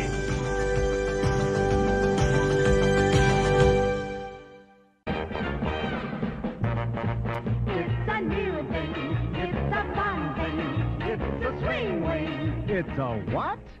It's a swing ring. It's a ring ring. A brand new transit grand fun thing. It's a what? It's a swing ring. A fun thing. And now it's your favorite store thing. It's a what? Mazda announces some great news for truck buyers. Right now, you can beat the already outstanding value of the $67.95 Mazda SE5. Introducing Mazda SE5 Plus 5. $625 worth of extra features at no extra charge from Mazda.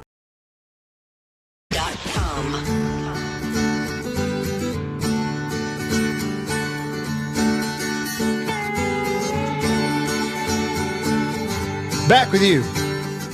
You know, there's a certain, we talked about it yesterday, a certain charm to, there's certain things about college football that you don't have in the NFL that kind of gives it its charm. There are certain things you have in high school football that give it sort of a charm that maybe you don't have in college. Now, marching bands, I think that was the context of the conversation yesterday. But how about this on the Murray West live thread from Swamp Dog? He's watching on YouTube, and he says, in high school, we played a Delta team, and they had to clear the field of thousands of frogs before we could play. How about that? Now, Swamp Dog, I got to know. All right, so you played a game against a team from the Delta in high school, and you had to somehow clear the field of frogs. There were frogs everywhere. So I want to know, were they big ones? Were they the eaten kind? I mean, fried frog legs are good now. They are. And I'd like to know more about that. I would love to know if any pictures or anything like that exist. I love those kinds of stories. Now, somebody was asking about this. Let's see, Chuck. Yes, Chuck mentioned the Skunk Bowl. And he said, go Devils.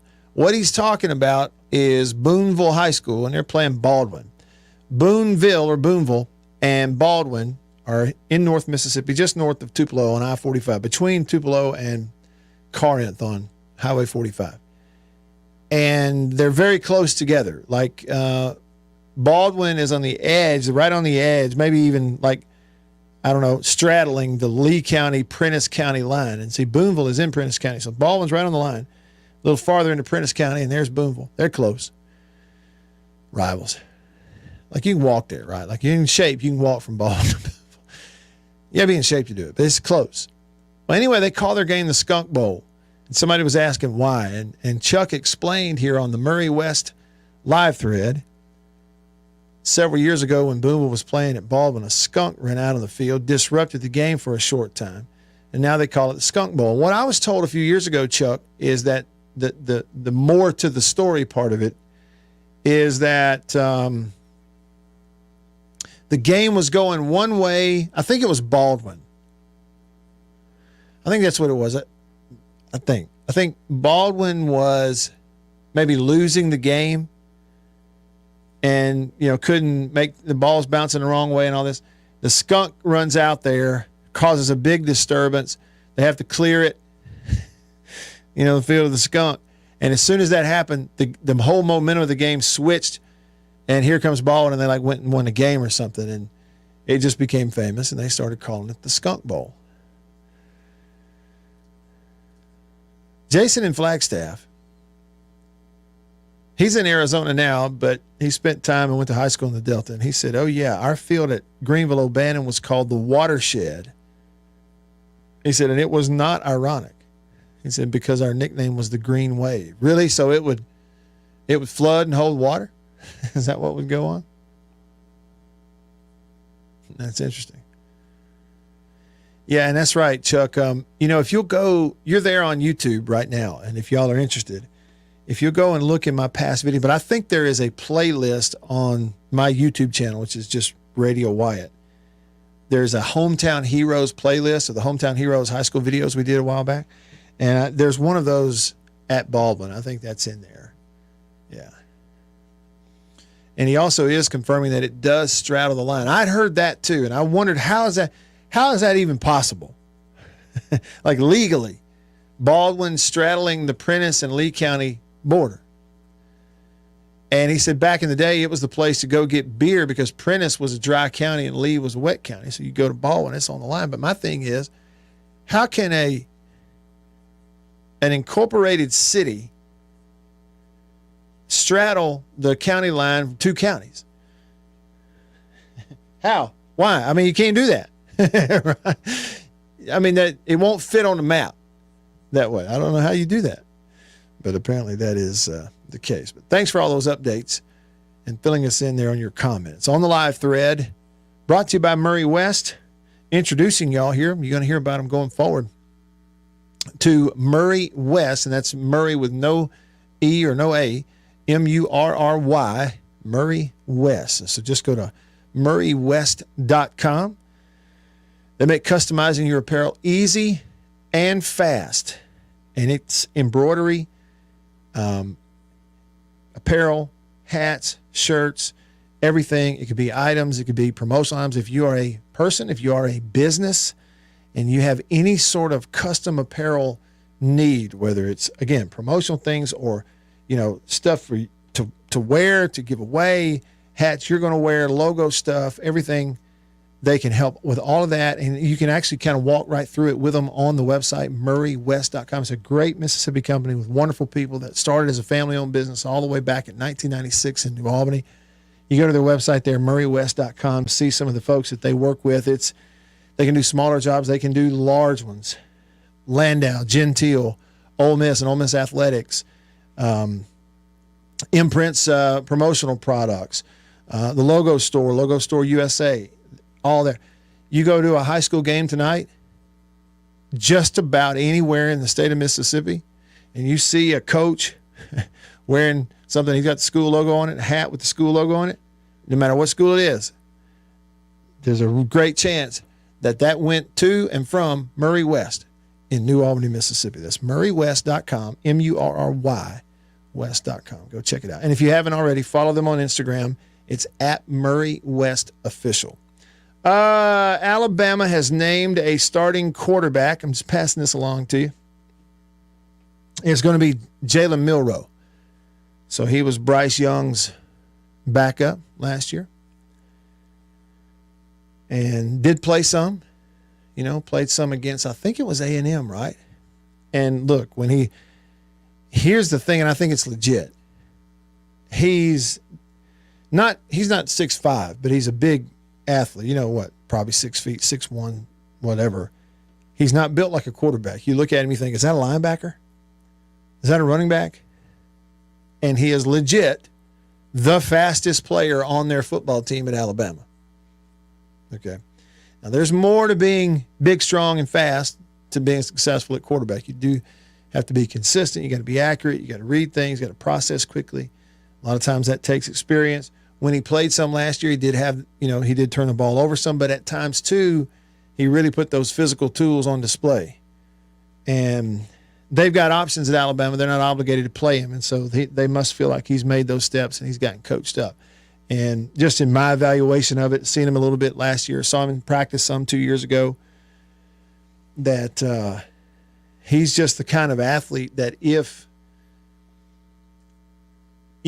you can get him coached to where mentally he can handle and grasp everything you're trying to do and run that offense, he's the kind of athlete that you got to let him try to do it.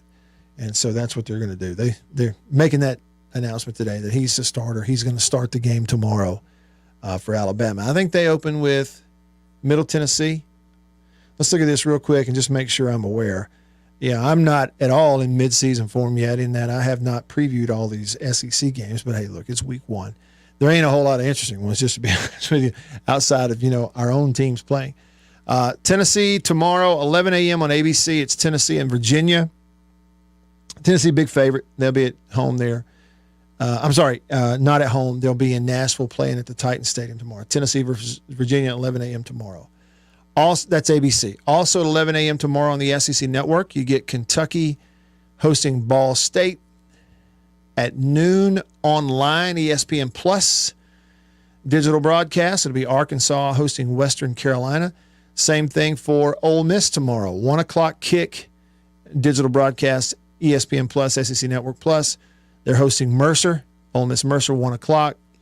Auburn and UMass will play on ESPN in Auburn at 2:30. UMass beat somebody last week, and so they're 1-0. This will be Auburn's first game, obviously. State versus Southeastern Louisiana is SEC Network, 3 o'clock television. On the Plus, on the digital broadcast, Georgia hosting UT Martin at 5 tomorrow afternoon. And then night games tomorrow, the aforementioned Alabama hosting Middle Tennessee on the SEC Network at 6:30. Also at 6:30, national broadcast ABC, North Carolina versus South Carolina. That's in Charlotte. Also at 6 on ESPN, Texas A&M will host New Mexico. Vandy's going to play its second game of the year tomorrow night at 6 when they host Alabama A&M in Nashville. And then on Sunday, big game, really, the most interesting SEC game, I guess, of the weekend, maybe outside Florida and Utah. This one certainly is a top 10 matchup, so it's going to draw more eyeballs. Sunday night, LSU and Florida State, 6:30 kick on ABC at Camping World Stadium in Orlando. Of course, Florida State beat them last year, right? Or did LSU come back and win that game? See, I just remember we were kind of negative on LSU after that season opener last year against Florida State because they didn't look good throwing the ball, but I can't remember if they won the game or not. Seemed like I remember Florida State winning it, but maybe I'm wrong. Anyhow, rematch of that one on Sunday night. I'll be looking forward to watching that. All right, listen, when we come back, we'll finish the week up the right way.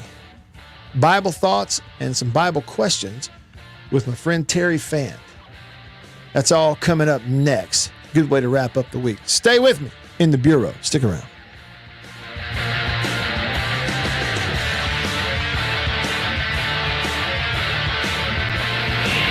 Wished for one product that would clean and shine almost everything in your house? Here it is, Clean and Shine. Like magic, Clean and Shine leaves a nice shine on fine wood furniture, so you don't need furniture polish. It cleans and shines mirrors, so you don't need glass cleaner for mirrors. It cleans and shines refrigerators, like this kitchen product, even countertops, tile, and vinyl. Try new Clean and Shine, the foam that cleans and shines almost everything in your house. Someday when people look at me, they'll say, there goes Roy Hobbs, the best there ever was. TriStar Pictures presents Robert Redford in The Natural, the story of a father and a son. You got a gift, Roy, but it's not enough. Of love. He means the world to me. And desire. I'm not waiting for true love to come along, Roy. A champion. A Roy Hobbs comes along once, maybe twice in everybody's lifetime. And his destiny. With or without the records, they'll remember you. Best there is now, and best there ever will be. I wouldn't bet against me. I already have.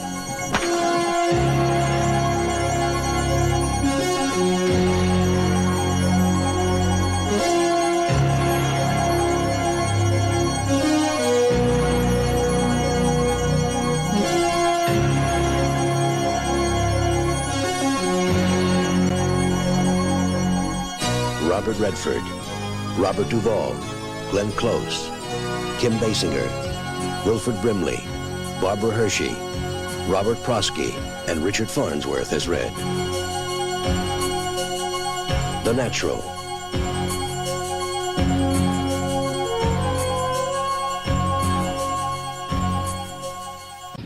Do you know me?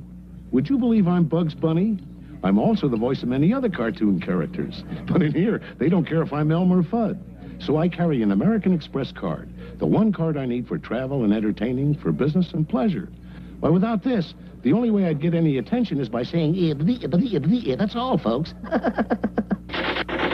To apply for a card, call 800-528-8000. The American Express card. Don't leave home without it. The following is a presentation of TBS Sports. Exclusively on Superstation TBS.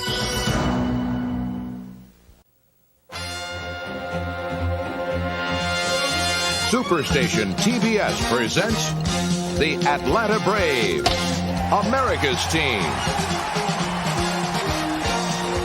Atlanta Braves baseball is brought to you by Budweiser. Beechwood aged for that distinctively clean, crisp taste that makes Budweiser the king of beers.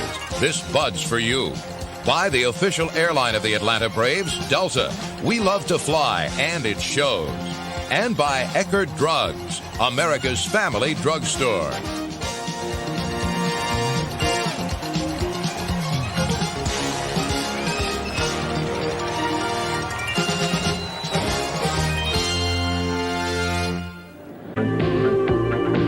If a man you've never met before suddenly gives you flowers, that's elation. The exciting new fragrance from Impulse. Thursday, it's Cosby starting off a night of family fun. And leave it to Family Ties to keep the laughs coming. Oh, no. What are we going to do? Everything's under control. Then on Cheers, will Norm fink on a friend to get a promotion? Yeah, yes, Norm. Yeah. And the fun continues with Night Court. I'm here to strip for Dan Fielding. Thursday. Oh, what a meal, oh, Hamburger Helper Lasagna. for your family. Authentic Italian taste. Hearty robusto, but not too spicy, eh? Hamburger Helper Lasagna turns your plain hamburger into a delicious Italian meal with authentic Italian taste. Curly Italian noodles, rich tomato sauce, and a better blend of spices. Hamburger helper. Lasagna. Helper, hamburger helper. Make a great meal, oh.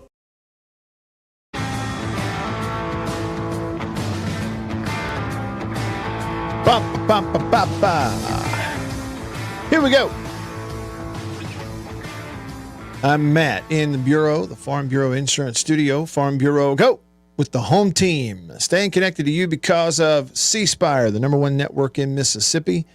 C-Spire, customer inspired. I was texting back and forth just a little bit ago with my friend Terry Fant. He's the pastor at Hickory Ridge Baptist Church in Florence, Mississippi. Texting him on my handy-dandy iPhone from C-Spire, and he sent me a picture, among other things, a picture of a giant refrigerator cooler on the showroom floor, I guess I can call it that, at Country Meat Packers in his hometown of Florence, Mississippi, and the most unbelievable display of different flavors of sausage, including that new sausage flavor there, pineapple, jalapeno, pepper jack cheese, and I think Terry loaded up. We got Bible questions that are much more important than sausage questions, but I just got to ask you, Terry, welcome to the show. Did you load up? Did you buy a bunch of it and take it home with you? Matt, I loaded up. Listen, but I was focused more on ribs and chicken. But my mother-in-law, my bonus mama, what I call her, she got some. She was talking about she got some of that new flavor, and she's excited about giving that a try. I guarantee you, I would love to I can't wait to get my hands on it. Well, give me a full review, all right, after you've. Yes, I will. I will. She'll have to tell me, and I'll tell you. There you go. Yeah, after you get a review on it, I want to know about it. All right, listen, I wanted to run this by you, and I know it's something you and I were discussing, and we can take the conversation a little further. And the idea hinges on this phrase: the necessity of judgment, maybe even particularly inside the family. Okay, and I'll start you off this way, just conversation, then we'll see what the scripture says, Terry. But sometimes as Christians, believers in Jesus, whether it's in a conversation or elsewhere, we may hear, well, it gets brought up, well, the Bible says, judge not lest you be judged. So we shouldn't be judging anybody. So when I hear the necessity of judgment, we have questions. So where do we start this conversation? And why is there the idea of the necessity of judgment at times? Okay, well, let's start with that, the necessity of judgment. A good place to look at that would be Paul's letter to the Corinthian church, his first one, chapter 5, verses 9 through 13. There are other places, but here in particular, because he really details it, he's talking about not the fact that believers should not, followers of Christ, shouldn't accompany or spend time with people who, and he gives some specifics here in verse number 9. He says, those that are covetous, extortioners, idolaters, sexually immoral people, And he says that if they claim to be a brother, first he says, when I told you not to keep company with them, I wasn't talking about the world. He said, I was talking about those who claim to be your brother. Okay. And so he says, don't judge those outside, but do you not judge those who are inside? Because God judges those on the outside. And so he says, put away from you the people who are living evilly that claim to be your brother. Now, condemnation, let me say it this way. Judgment is oftentimes said this way. People say, don't judge me. And because oftentimes judgment is associated with condemnation, putting somebody down, right? Tell them how bad they are based on their actions or, beliefs. But the kind of judgment Paul's talking about here is not that at all. It's for edification, which is to build up, right? Right. And in that passage particularly, he's talking about building up one's faith and their walk with Christ. In other words, if I surround myself with people who say they're followers of Jesus, but their life does not look like that at all, what happens is they'll pull me down before I'll bring them up. Right. Right. Like, it's like trying to save someone who's potentially drowning. There's a much greater chance that you get pulled down. But that's the analogy. Okay, and I'm going to read this, Terry. You referenced it right there, and you kind of quoted it.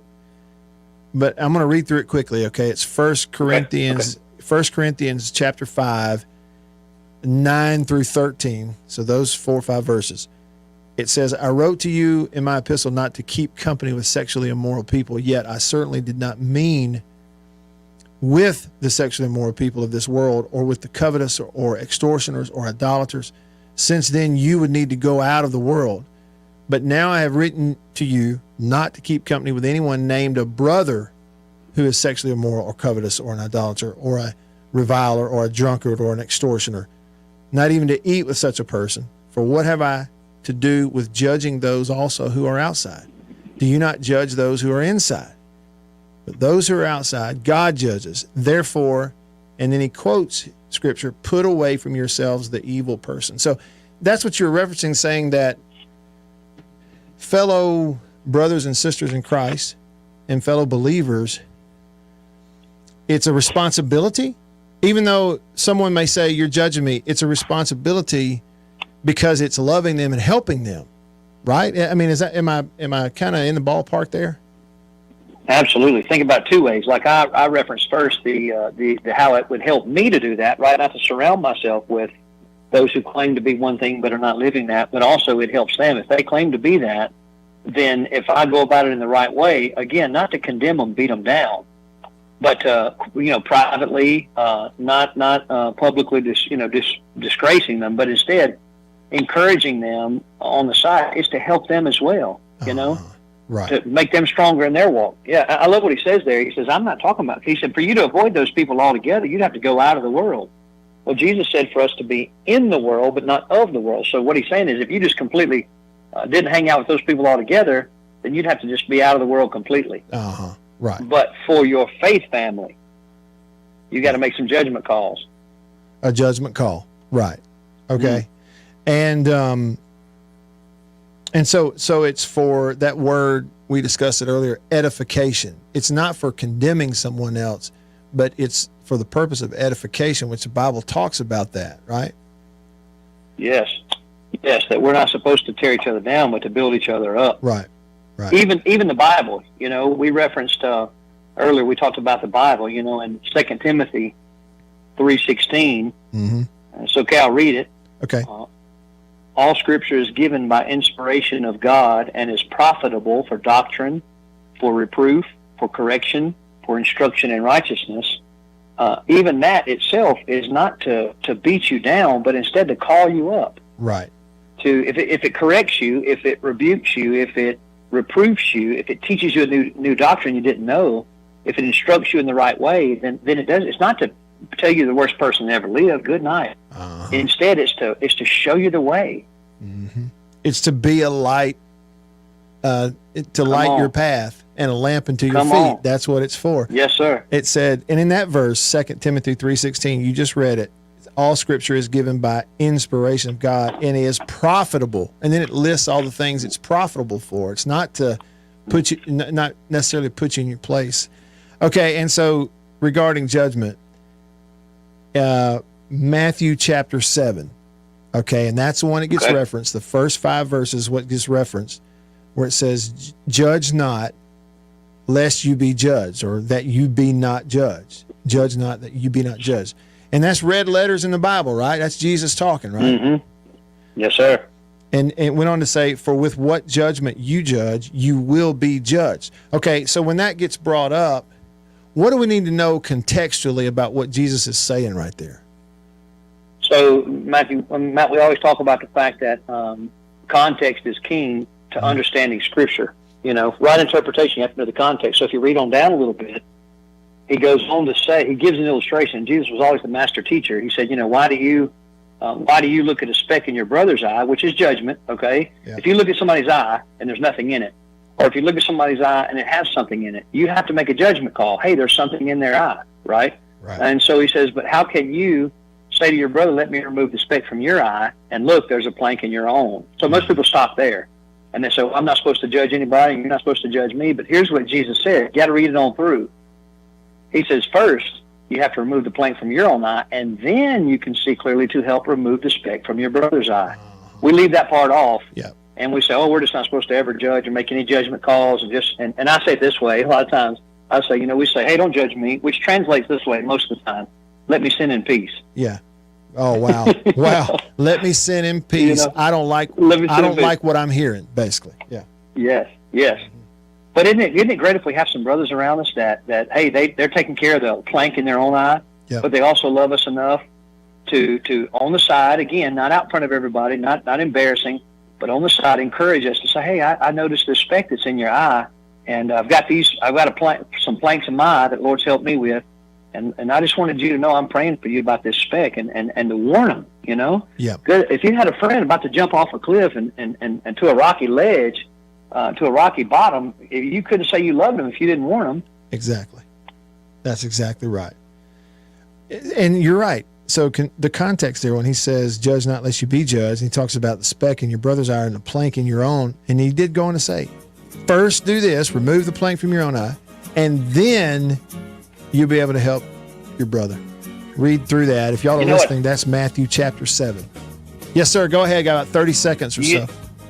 You know what happens there, Matt? What happens if I deal with the plank in my eye? It makes me humble, and I'm humble and gentle to deal with the speck in my brother's eye. Right. And humility, knowing who we are, knowing who God is, and knowing the difference. Terry, man, it is great to talk with you always. Thank you so much. Man, I'm always thankful to be on the show with you, man. Keep going. Yep. You too. Thank you very much. Terry Fant, pastor, Hickory Ridge Baptist Church. Terry, have a great weekend. For him and for Beaver, all of us here on the show, we'll see you next week. Enjoy your Labor Day. See y'all on Tuesday. See you then. See ya.